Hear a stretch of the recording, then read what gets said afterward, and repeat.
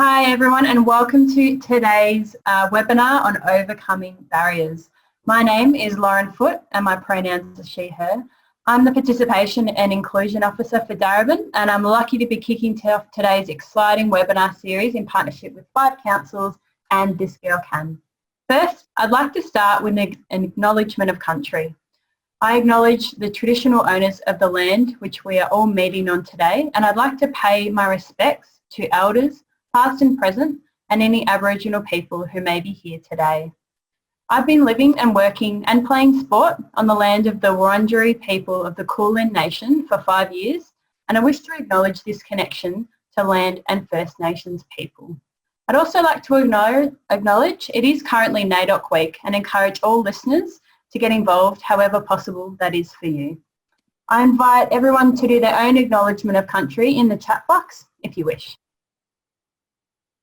Next, some housekeeping. A recorded version of this webinar with closed captions will be available on our council website. We do encourage you to use the Q&A for any questions you might have for the presentations, which will do the Q&A after they speak. If you see a question that someone else has asked, you can thumbs up that question and it will get more votes. As a member of the audience, you're set up on mute with your video off, so you can do as you please while you listen and look at us.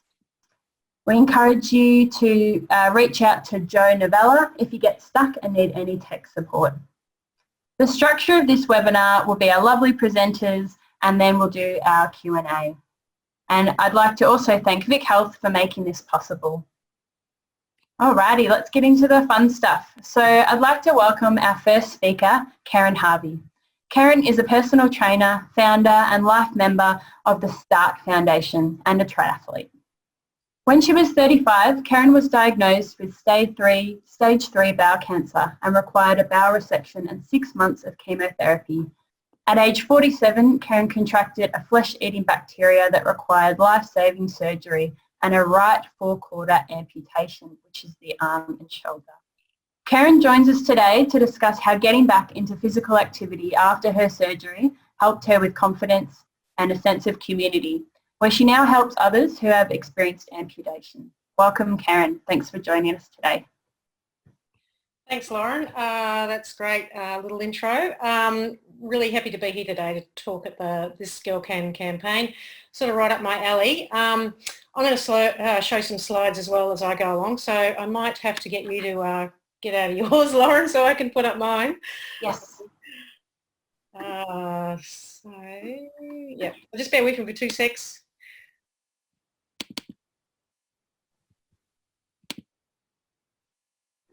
All right, now can someone just give me the thumbs up that they can see that? Beautiful. Okay. All right. Terrific. So yeah, I'm going to share my journey with you, and it's particularly a journey of the last sort of nearly 8 years of my life. From the moment I did become an amputee and came very, very close to losing my life. It's a story that takes you through a long recovery, rehabilitation, and really rebuilding my life all over again, all the way through to today. Where, as Lauren said, I'm back working. I have my own personal training business. I'm founder of a charity called Stark Foundation, where we empower amputees in life through sport. And I also train and race as a para-triathlete. But before I take you through that past 8 years of my life, I just want to take you back one step further and tell you a little bit about what my life was like prior to becoming an amputee.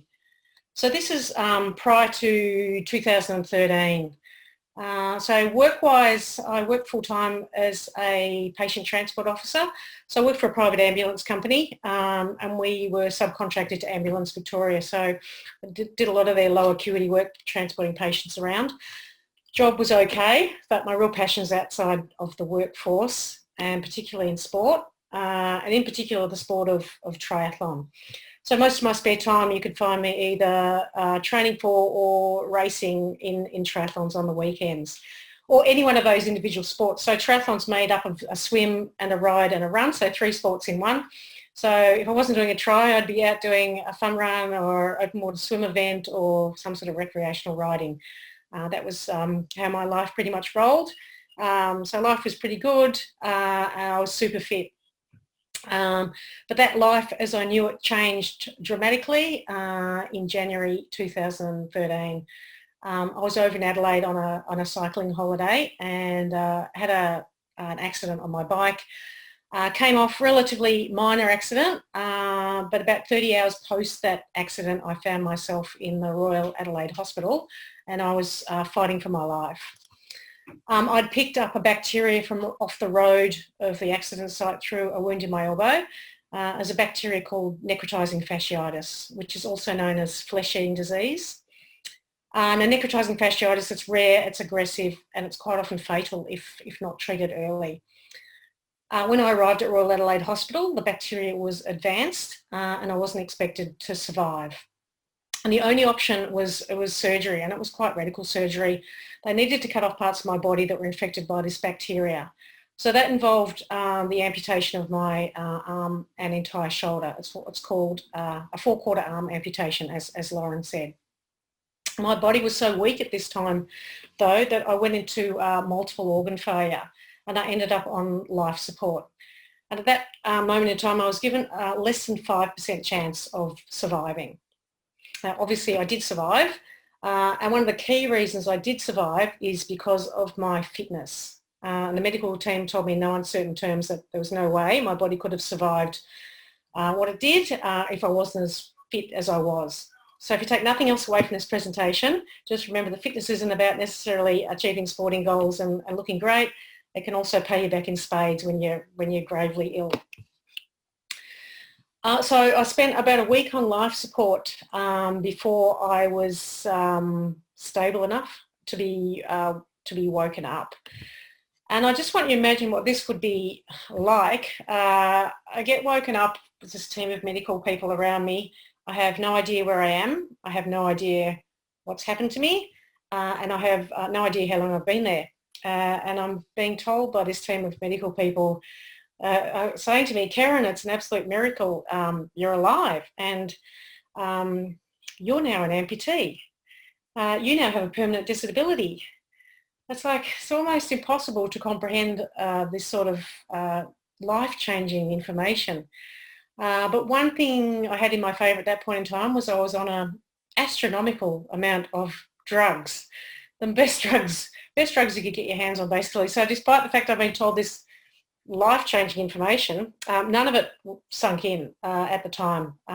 So literally 5 minutes later, I'm asking these questions over and over again, like what was I doing there? What had happened to me? How long had I been there? Where was I? It probably took about 2 weeks in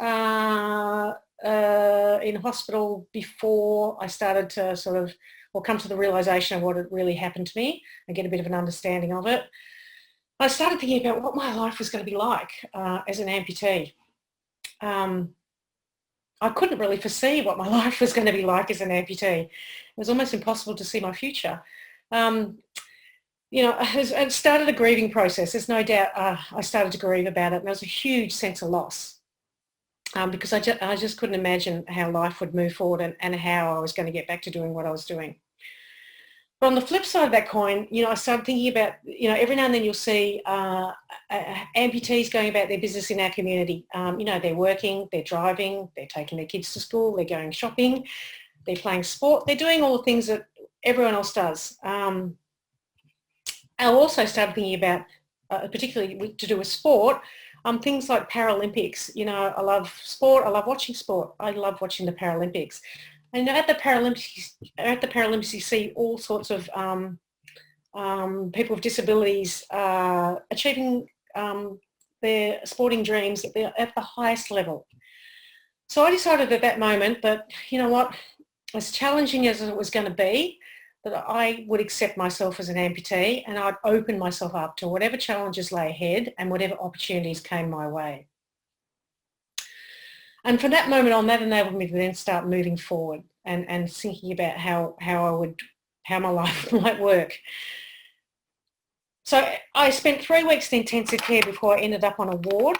And when I got onto that ward, I started setting myself some mini goals. And the first one of those, believe it or not, was just to sit up in my bed. I'd been lying around for 3 weeks without moving. So I just needed to be able to sit up. And then it was to stand. And then it was to take just one step. All of these things were totally exhausting for me. But you know what? Every time I added a step, it gave me the confidence to add one more again. Ultimately, I spent 3 months at Royal Adelaide Hospital. I had 11 surgeries before I was finally well enough to get back home to Melbourne, and then started a long period of rehabilitation. So I want to tell you a bit about that now and share some stories along the way. So back home in Melbourne, I became an outpatient at Caulfield Rehab. And they were fantastic there. The first thing they did was they sat me down and they said, okay, Kerryn, what do you want to learn to do first? What are the first things what are your goals, your immediate goals? So I came up with 3. The first of those was just daily living. I needed to learn how to eat. I needed to learn how to dress. I needed to learn how to shower, all of these things independently. Everything that we take for granted on a day-to-day basis and don't give a second thought to, I had to really learn how to do them all one-handed. So I worked with an occupational therapist, and we spent a number of months just working through all these different things that I needed to really learn and finding ways to modify and finding different methods to do things. My second goal was that I wanted some independence back. I wanted to drive again. I was relying on people to get me from A to B every day. So that meant, believe it or not, I had to reset my licence. So much to my horror, actually, I had to reset my licence because I could only drive a modified car. So I fortunately passed that, and then I had to get a new car because I needed a lot of things modified on it. So I got a car that had as much automated on it already, and then I had a spinner knob put onto my steering wheel so I could steer, and then just an indicator lever extension lever so that I could have everything set up on my left-hand side. And that was fantastic. Getting back behind that wheel and being able to drive myself around again was a huge step forward for me. Independence, some of it was back, so that was great. And my third goal, and one I want to spend a bit of time talking to you about, was that I wanted to get fit. I wanted my fitness back, and I wanted to get back to doing the sports that I loved. So that meant relearning to swim, relearning to ride a bike, and relearning to run again. So I want to share some stories with you about that now. So the first thing I decided I wanted to relearn was how to run again. And I was still at rehab. I worked with the physio there. Her name was Lizzie. And the first day we met, she knew what I wanted to do. She said, right, Kerryn, as of today, you are back in training. Training. Gosh, she said the word training. My eyes just lit up. Because training, that's what I used to do. That was me. That's my thing. So that very day, we went out on the lawn at rehab and I did my first 30-second jog. Actually, I wouldn't even call it a jog, really. Seriously, I could not coordinate my arm with my legs properly. My centre of gravity had moved, so my balance was really terrible. So I was kind of a bit all over the shop. But I did this 30-second jog and I finished with the biggest cheesy grin on my face because, you know what? I was back in training and that felt fantastic. From there, Lizzie set me up on a run-walk program. So every week I'd increase the running and decrease the walking. At the end of about 8 weeks, I did my first 30-minute run non-stop. But as I said earlier in my presentation, I like to do events, so I really wanted to do a fun run. So in October 2013, just 9 months post my amputation, I entered and ran a 10-kilometre fun run. Now, it probably sounds quite impressive, but I tell you what, it was the hardest, slowest, ugliest, most painful run I've ever done. But you know what? I ran every step of that fun run. And the best part about that day was I invited my family and all my friends and networks down to support me or run with me. I had over 70 people turn up. And they either ran it or walked with me, and we did it together. And it was a huge celebration and a massive milestone for me. And I knew that day that if I can do this, I can achieve whatever I want to in my life. But then I had to relearn to swim, and that brought me back down to earth. So I work with a physio still, Lizzie, at rehab, and because they've got a pool there. I don't know if anyone who's listening is a swimmer, but even if you are or you aren't, you probably understand that swimming is quite rhythmical. So you take so many strokes, have a breath, so many strokes, have a breath. So prior to becoming an amputee, I was a bilateral breather in my swimming. So I take 3 strokes, breathe to the right, 3 strokes, breathe to the left. Well, how does that work when you only have one arm? I had no idea. And Lizzie, the physio, she wasn't too sure either. So she just suggested, why don't you just get in the pool, put your head down, start kicking, take a stroke, and just see what comes naturally as far as when you want to breathe. So that's what I did. I jumped in the pool, I put my head down, I start my kick, I take my stroke, and I'm waiting. Right, and I'm waiting. I'm holding my breath and I'm waiting. And eventually I just come up, I'm gasping for air. I no longer can hold my breath because, you know, I was waiting for my right arm to take a stroke so I could actually have a breath out my right-hand side. It was the most bizarre feeling because despite the fact it's quite obvious I don't have an arm, I still felt like I did. And I still feel like I actually have a right arm today. So it took a long time to work out a new rhythm, and eventually we did with a lot of trial and error. So now I can take 1 stroke, 2 stroke, breathe, 1 stroke, 2 stroke, breathe, and it works quite well. And it's fair to say I can probably swim equally as far as what I could prior to becoming an amputee, but definitely slower, much slower. I can't get any speed back. But contrary to popular belief, I do not go round in circles. Then next it was time to jump back on the bike and learn how to ride. A lot of challenges with the bike. Firstly was just balance. As I said earlier, my centre of gravity had changed. So I was a bit all over the shop. I was still really weak, so I knew I needed to build up some strength and work on my balance. So I started doing clinical Pilates with a physio. I went back to the gym. I really started building up some strength through my legs and through my core until I felt comfortable enough to get back on that bike. The second challenge with that was the bike itself. I needed a bike that was modified. So I needed all my gears and brakes set up on the left-hand side. So I found a bike mechanic that could do that, and he set me up some really cool electronic gears, which I just had to press a button, and a split brake system, so everything was in fingertip reach on the left. So the bike was ready to go. But my third challenge with the bike was just fear. I was really scared to get back on that bike. The last time I'd been on a bike, it had not ended well. But I was determined to give it a go, because I also remember how much I used to love riding as a big part of what I do and who I am. So I really wanted to give it a try, and, you know, just to see, 1, if it was doable, and 2, see if I still really would enjoy it. So that's what I did. I first pedal strokes down my street were very tentative, and I was really nervous, but I realised it was probably going to be doable. I spent a lot of time on a velodrome going around and round and round and round. Couldn't tell me how many Ks I have done around the velodrome. Just building up my strength on the bike, building up my confidence, building up my bike skills. And as I said, after hours and hours and days and weeks and months and months, I realised that love affair is still there, and I very much still love cycling.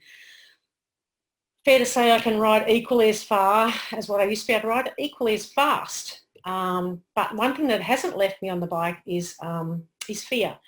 Every time I get on that bike, I still question whether it's actually a sane thing to do. Am I just being completely stupid? But once I get going again, I realise I do still love it. And as long as I love it, I'll keep riding. So the next logical step for me was to put all these sports together and attempt to do a triathlon again. So this is now nearly 2 years post my amputation when I rolled up to my first triathlon back. So this is just a local sprint race down in Elwood, a 500 metre swim, 20k bike ride, and a 5k run. Weather was perfect, which was a great start for me. So I raced as an age grouper. I got through the race, no problem. I loved it. Best part about it was I had amazing support out there. on and off the course, I was back amongst my community of people, and that felt just fantastic. And I actually did all right. I thought I'd be last by miles. Did not come last in my age group, surprisingly. In fact, I did well enough that Triathlon Australia then gave me a call and asked if I'd like to go and race in a paratriathlon. So triathlon for people with disabilities only. So a couple of months later, I travelled up to Sydney and went to this paratriathlon. And everyone there had a disability. It was incredible. There was arm amputees, there was leg amputees, there was vision impaired, there was people in wheelchairs, there was people with neurological issues. Everyone had a story, but everyone was there to race. It was so inspiring for me to be amongst all these great people. So I raced this paratriathlon, and I did okay there too. In fact, I did well enough there that I was then invited to join the Australian elite paratriathlon team. So I spent the next 6 months in this kind of whirlwind of training and racing around Australia before I found myself on the start line of the Paratriathlon World Championships. And now I'm in Chicago. And so I raced the World Championships.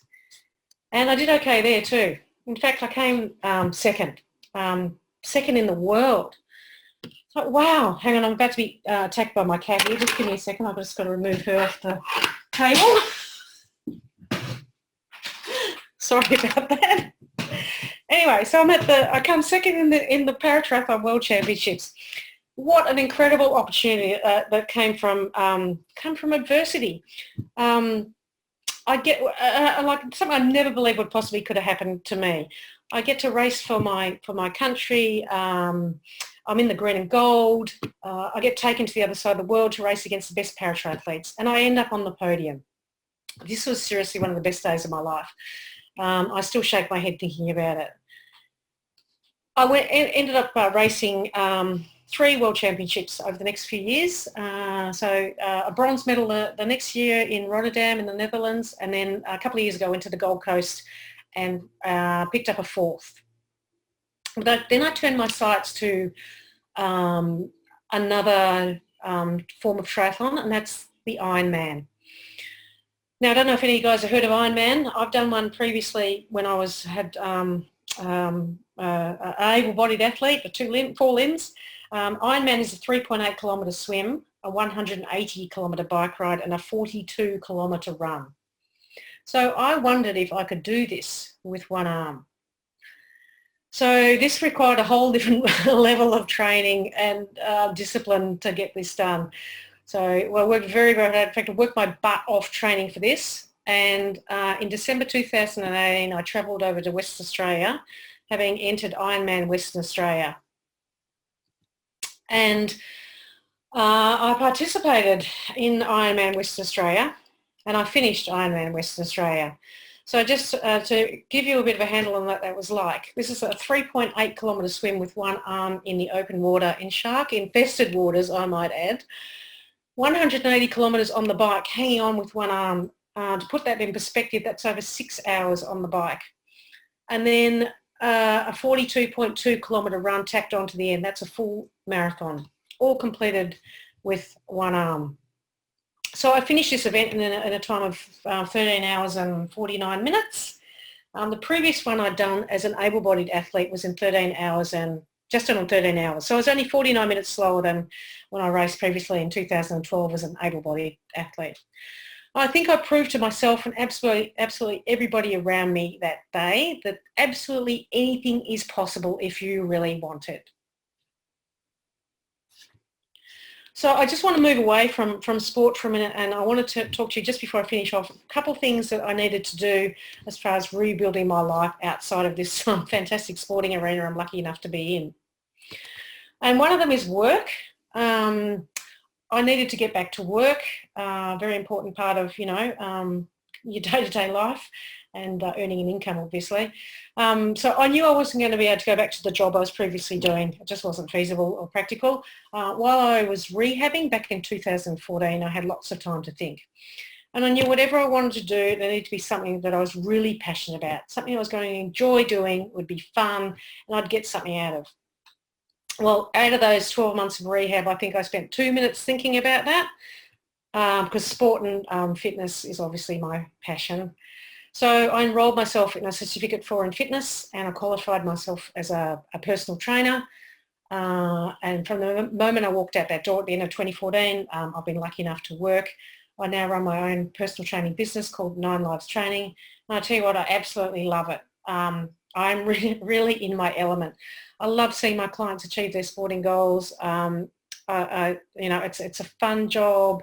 It's a pleasure to be around. It's easy to put a lot of energy into it because I just enjoy doing it so much. So I've been lucky enough to fall into this job, and it's probably another great positive outcome of having a chance to reassess life while I was rehabbing. So very lucky and fortunate to do work in that industry. And outside of that, another part of area of rebuilding, this is probably the last thing I want to finish on, is I wanted to give something back. I wanted to give something back to amputees, having gone through my journey, and hopefully help other amputees, particularly in the area of sport. So my sister-in-law and I, we formed a not-for-profit registered charity called Start Foundation, and our mission is to empower amputees in life through sport. And the way we do that is we provide financial grants to amputees so they can go and achieve their sporting dreams. And that financial grant money goes towards the purchase of some sort of prosthetic limb, for example, a running blade, or say equipment modification, so a sporting modification. So similar to what I had done to my bike, I had to get a lot of modifications done so they can go and participate in the sport of their choice. The idea is not that they necessarily go to high level, but it's all about just being involved in grassroots and just getting involved in their own sporting communities. Been going for about 5 years now, probably given away 13 or 14 grants. Grants are worth generally about $10,000 to $15,000. And that's been hugely rewarding to be part of, and that's also a big part of my life and something I'm also very, very passionate about. So that kind of brings me through to the end and through to today, where I said at the start, you know, I'm living a great life. I'm happy, I'm healthy, I'm fit, and my days are really fulfilled. You know, I love my work as a PT. I love my charity, and I really enjoy being able to race and train as a paratriathlete.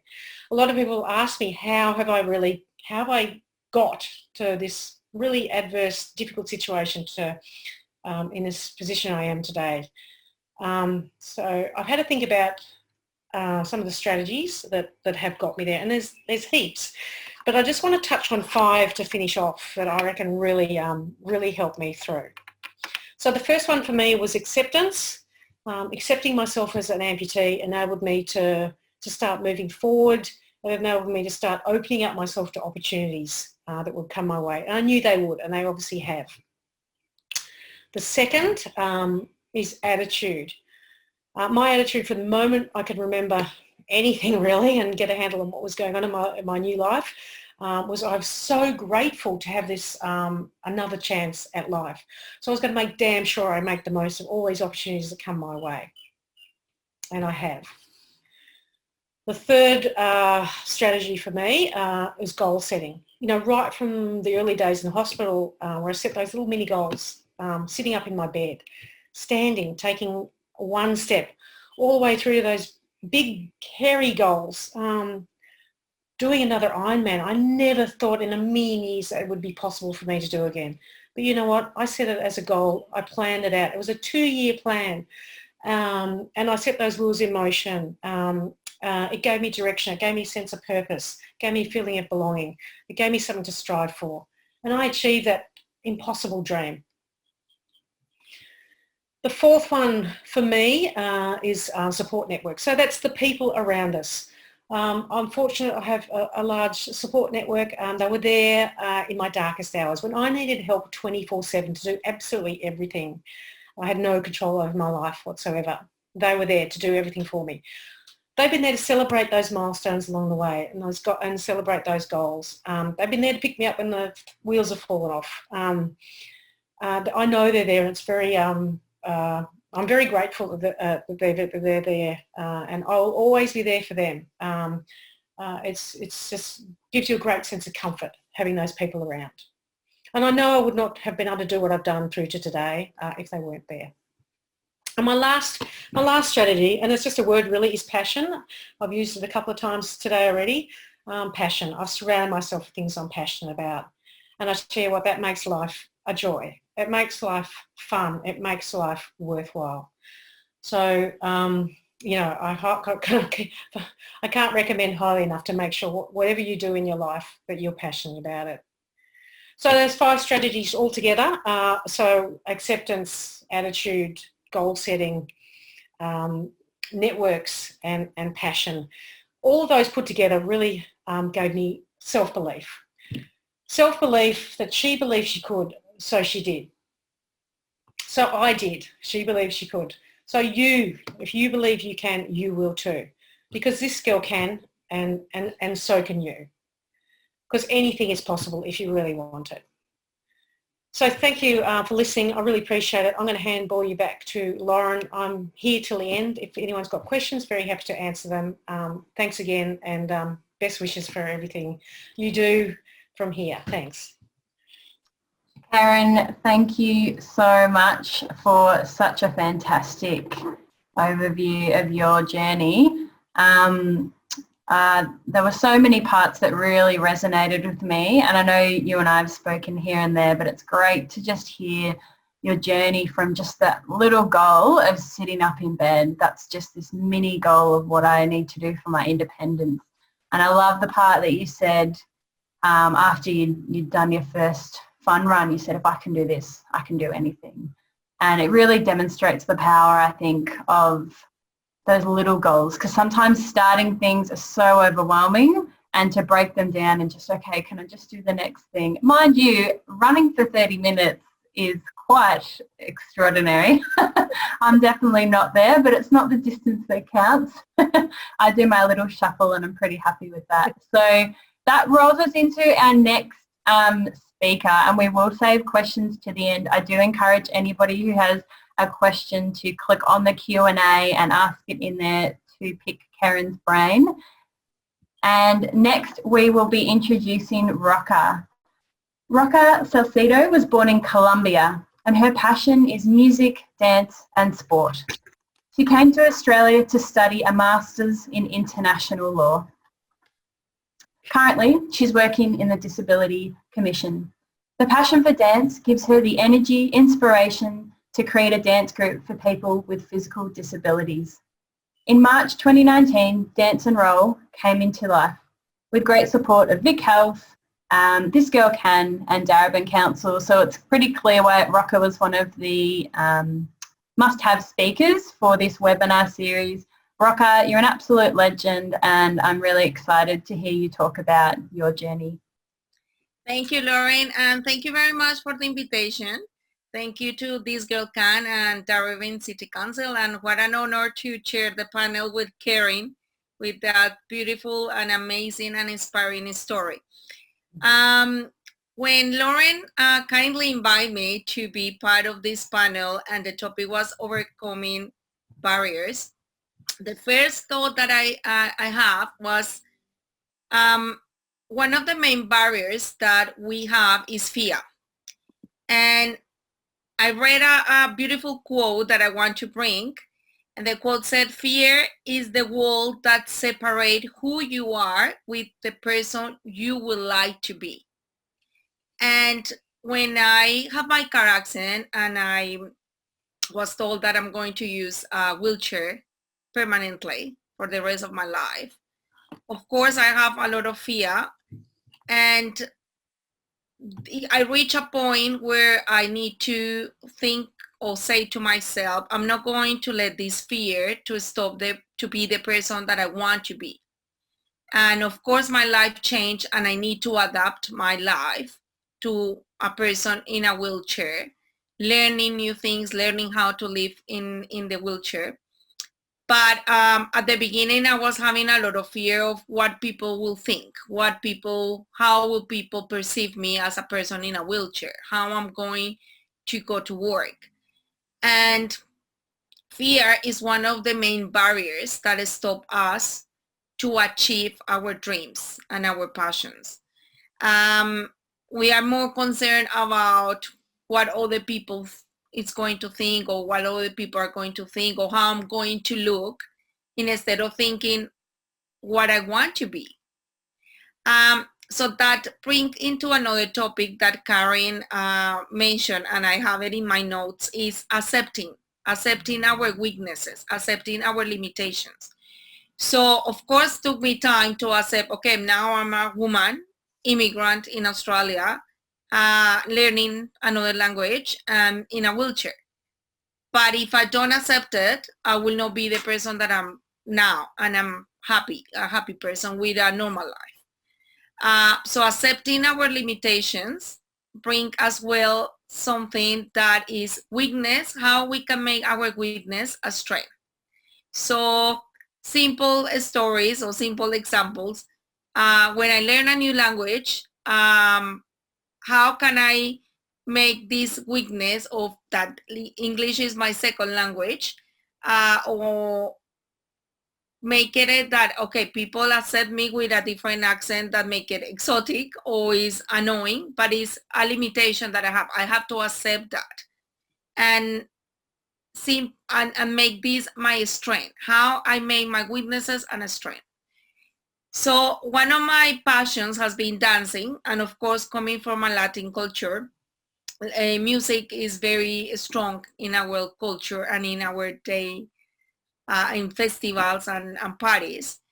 And I was always concerned how I'm going to dance in a wheelchair, how I'm going to look. Usually dance, Latin music comes with dancing with a partner, how I'm going to dance with someone in a wheelchair. And I was very concerned on how I'm going to achieve my passion when I'm in a different condition. And I realized that a lot was more obstacles that I'm putting on my own. Again, the fears. What are the obstacles that the stories that I'm telling in my life? What are our mindsets? And when I realized, okay, this is my passion and I want to achieve it and I want to do it, I start to realize, okay, it's not any para dance club here in Melbourne. I start to do a research, and I found a para dance club in Perth, and I contact them, and that's bring me and open the doors to say, okay, it is achievable, it's possible to dance in wheelchair. I didn't have any idea before about para dance. And then I approached, for example, Darebin City Council, and I realized that there are many people around us that are able and willing to help in achieving things. So I approached Darebin City Council and kindly support the idea, and we start to dance in the Darebin Art Center. And I start to contact my friends in wheelchairs, and then I contact an instructor. And here we are, after a year, we have 15 members. Due to COVID now, we are doing the classes, the sessions online. And the feedback that we have is many women that would love to dance and they're in a wheelchair and they didn't know how to do it, or they feel concerned about how they look, or they feel concerned how other people are going to perceive them, start to join the sessions and start to feel more confident and start to feel more happy. And one thing that I noticed that is the common denominator is that slowly we start to change our mindset and say, okay, doesn't matter what people think, doesn't matter what other people, how other people perceive us. As long as you are happy, as long as it's your passion, this is the most important thing. So again, don't let the fears stop being the person that you want to be. Don't stop this fear to control your life. How to overcome barriers. The first thing is, what are our mindsets? We need to change our mindsets, because sometimes these mindsets are giving us limitations in achieving our dreams. So one of the solutions, the same as Kerryn mentioned it very well, is think what are our dreams, what are our passions, and start to make a plan on how to achieve that dreams. What I need to do, what I need to plan in order to make this dream a reality. Have goals, could be little goals, but these goals make a big difference because these goals are going to put you from the person that you would like to be to the person that exactly you are going to reach that point, this goal, and of course that will make you feel more happy.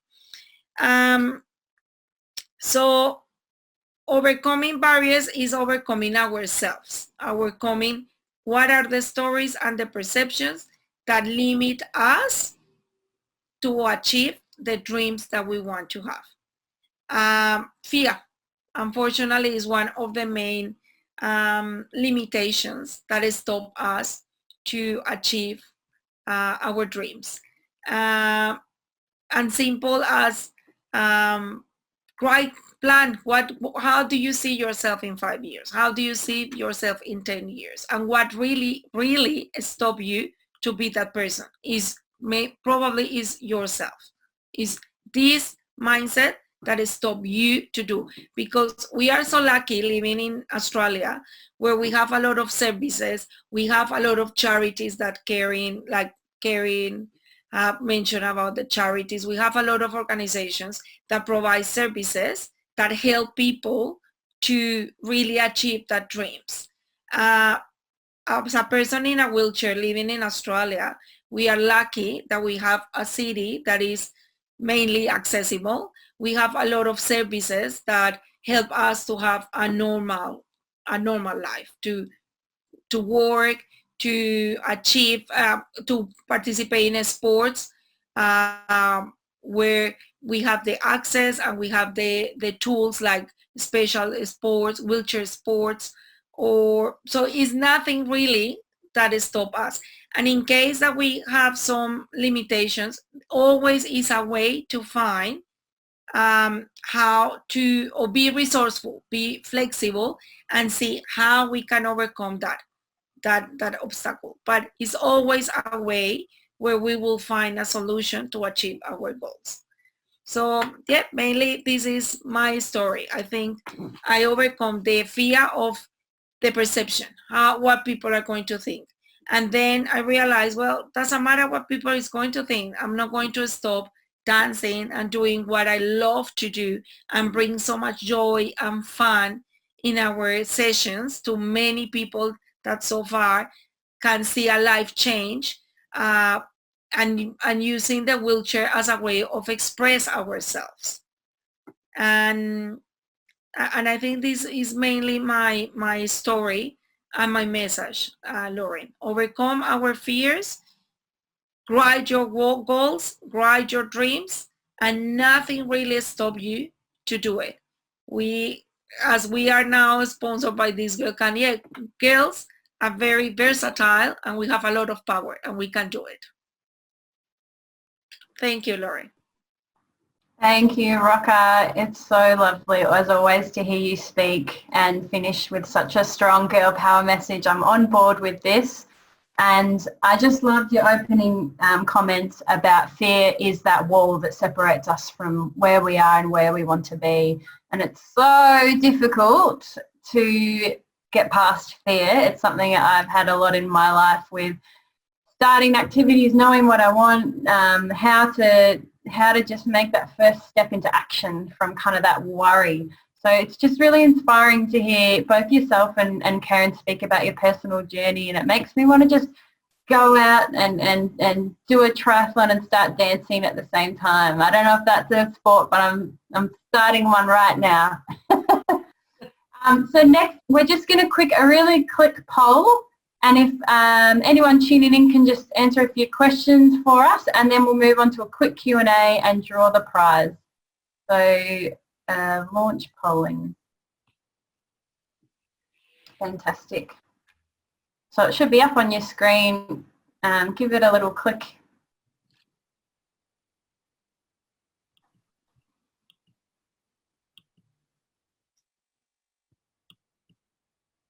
Beautiful. Everyone's coming in. Almost done.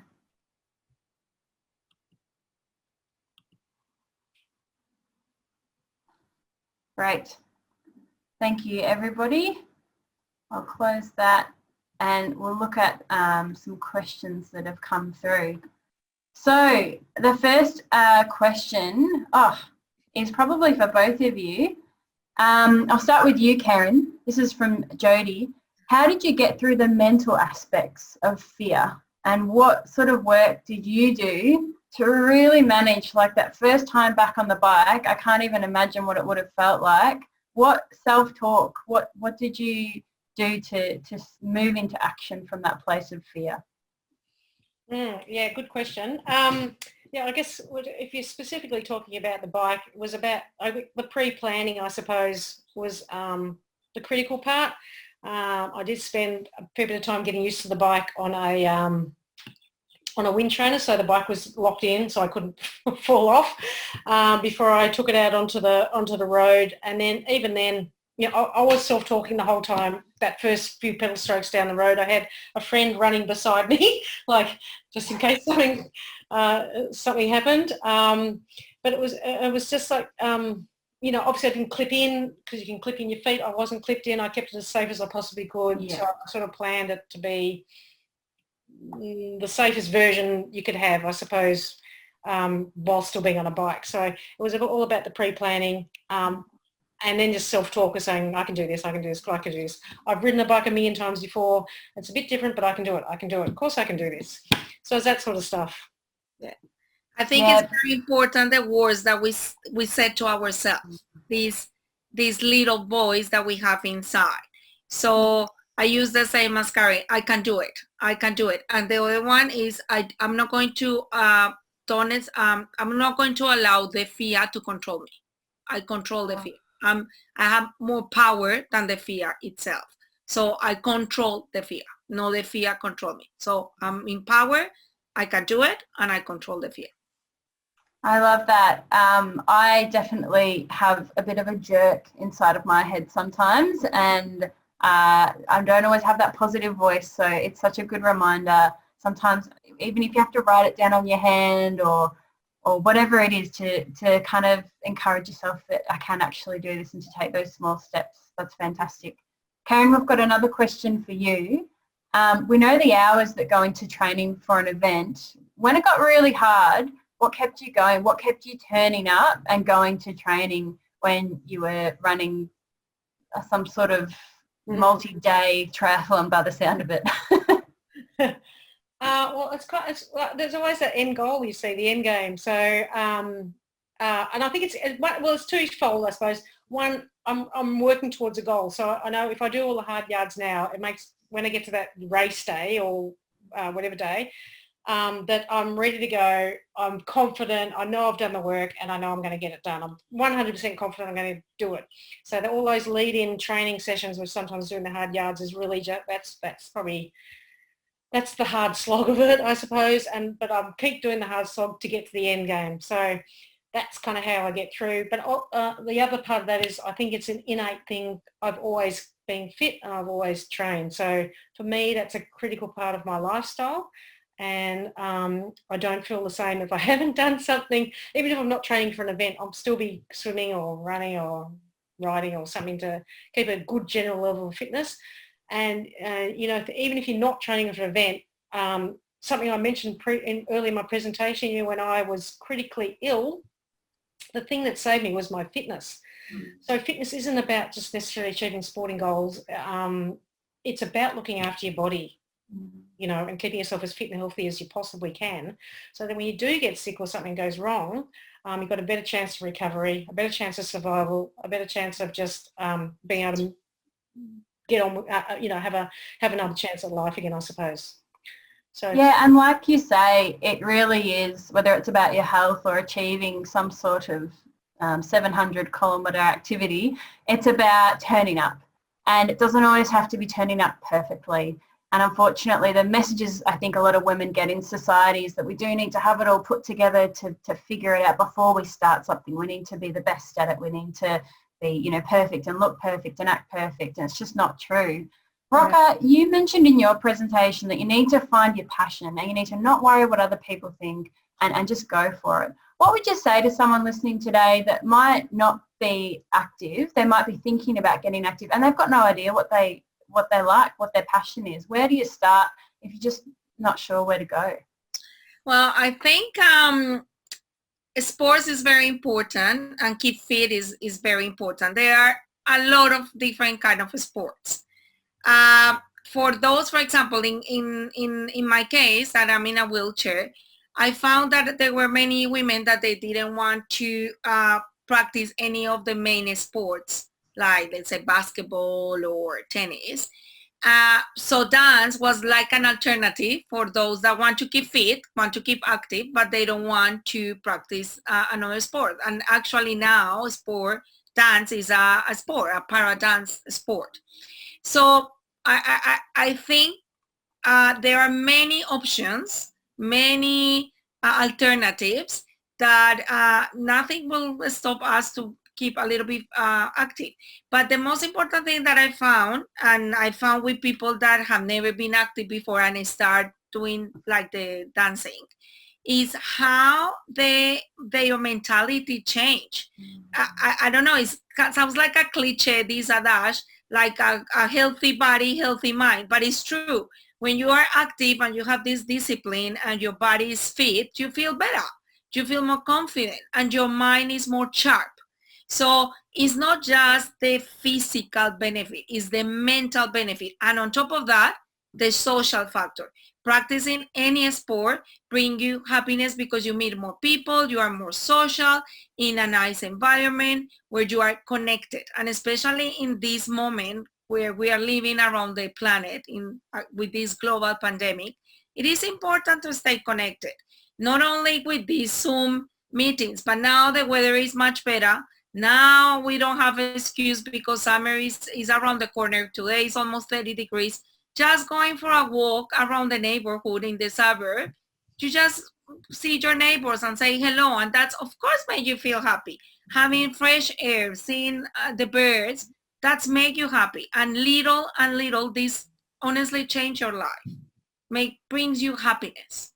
I couldn't agree more. What a lovely point to end on, that give things a go and remember the power of connection. And I don't think there's anybody who's not listening that doesn't have a feeling of loneliness this year, a feeling of disconnect, and really craving to get back out there, and maybe the confidence we need to try something new, or all turn up to Kerryn's next personal training session out in the park.